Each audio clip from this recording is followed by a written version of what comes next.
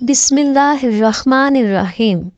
حضور اکرم صلی اللہ علیہ وآلہ وسلم شب معراج میں بیت المقدس کی طرف جاتے ہوئے مصر کے قریب ایک مقام سے گزرے تو انہیں نہایت ہی اعلیٰ اور زبردست خوشبو آنے لگی۔ آپ صلی اللہ علیہ وآلہ وسلم نے حضرت جبرائیل علیہ السلام سے پوچھا کہ یہ خوشبو کیسی ہے؟ جواب ملا کہ فرعون کی بیٹی کی باندھی مشاطہ اور اس کی اولاد کی قبض سے آ رہی ہے۔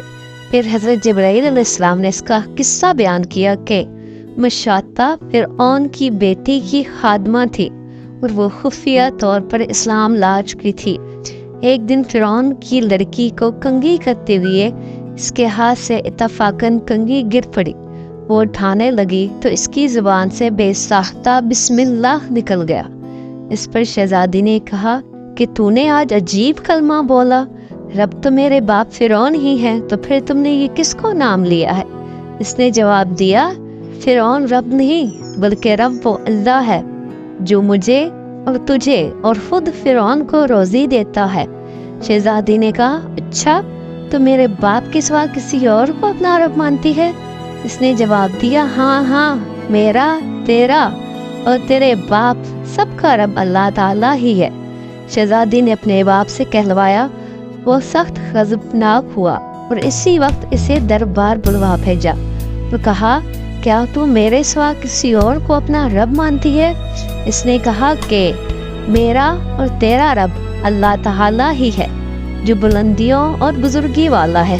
فرعون نے اسی وقت حکم دیا کہ تانبے کی جو گائے بنی ہوئی ہے اس کو خوب تپایا جائے، اور جب بالکل آگ جیسی ہو جائے تو اس کے بچوں کو ایک ایک کر کے اس میں ڈال دیا جائے، آخر میں خود اسے بھی اسی میں ڈال دیا جائے۔ چنانچہ وہ گرم کی گئی۔ جب آگ جیسی ہو گئی تو حکم دیا کہ اس کے بچوں کو ایک ایک کر کے اس میں ڈالنا شروع کرو۔ اس نے کہا، بادشاہ ایک درخواست میری منظور کرو، اور یہ کہ میری اور میرے ان بچوں کی ہڈیاں ایک ہی جگہ ڈال دینا۔ اس نے کہا، اچھا تیرے کچھ حقوق ہمارے ذمہ ہیں، اس لیے یہ منظور ہے۔ اس کی دونوں بچیاں اسی کی آنکھوں کے سامنے اس میں ڈال دی گئی اور وہ فوراً جل کر راکھ ہو گئی۔ پھر سب سے چھوٹی کی باری آئی جو ماں کی گود میں تھا۔ فرعون کے سپاہیوں نے اسے گھسیٹا تو اس نیک بندی کی آنکھوں تلے اندھیرا چھا گیا۔